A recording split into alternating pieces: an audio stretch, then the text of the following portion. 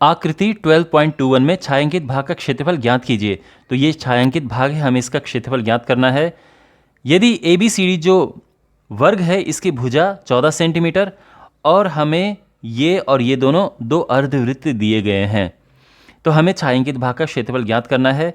तो देखो यहाँ पर हमें सबसे पहले ये जो वर्ग है इसकी भुजा चाहिए और अर्धवृत्त की त्रिज्या चाहिए, तभी तो हम इनके क्षेत्रफल निकाल पाएंगे।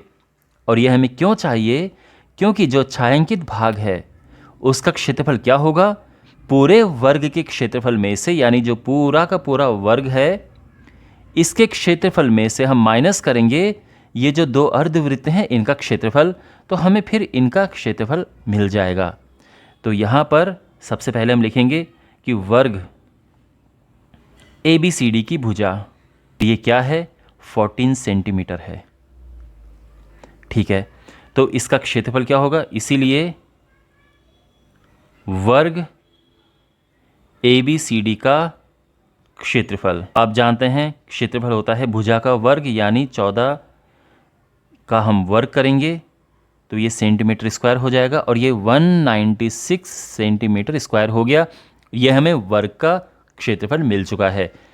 अब देखो यहाँ पर अर्धवृत्त की त्रिज्या निकालेंगे पहले और उसके बाद अर्धवृत्त का क्षेत्रफल ज्ञात करेंगे। तो अर्धवृत्त की त्रिज्या, तो ये हो जाएगा पूरी जो साइड है वर्ग की उसको हम 2 से भाग दे देंगे तो 7 सेंटीमीटर आ जाएगा। आप समझ रहे हैं ना भाई, त्रिज्या जो है अर्धवृत्त की वो इतनी है, ये इसका केंद्र है।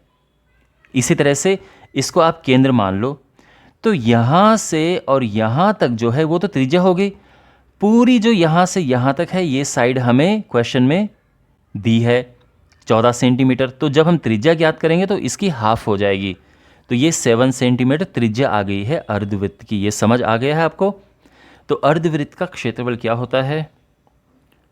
एक अर्धवृत्त का क्षेत्रफल, तो देखो पूरे वृत्त का क्षेत्रफल होता है पाई स्क्वायर और इसको हाफ कर देंगे तो ये हो जाएगा हाफ 22/7 गुणा 7 गुणा 7, क्योंकि त्रिज्या 7 है। ठीक है ना? तो 7 से 7 कटा, 2 से ये कटा 11 और 11 सतह 77 आ गया है, 77 सेंटीमीटर स्क्वायर। ये इस अर्धवृत्त का, एक अर्धवृत्त का क्षेत्रफल आ चुका है। तो अब चूंकि अर्धवृत्त 2 हैं तो हम उसमें दूसरे का भी इतना ही होगा क्योंकि दोनों समान अर्धवृत्त हैं। तो फाइनली हम लिखेंगे यहाँ पर छायांकित भाग का क्षेत्रफल बराबर वर्ग ABCD का क्षेत्रफल, माइनस करेंगे हम इसमें से दोनों अर्धवृत्तों का क्षेत्रफल। देखो ABCD जो वर्ग है उसका क्षेत्रफल हमारे पास ये 196 सेंटीमीटर स्क्वायर आया हुआ है ऑलरेडी, और इसमें माइनस करेंगे। देखो दो अर्धवृत्त है ना, एक का क्षेत्रफल 77 है तो 2 का गुणा कर दिया, ये आ गया।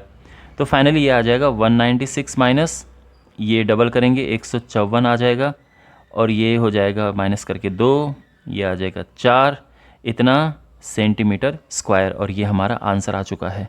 ओके, तो आई होप आपको समझ आया होगा बिल्कुल अच्छे से ये। फिर भी कोई डाउट हो कमेंट बॉक्स में पूछना।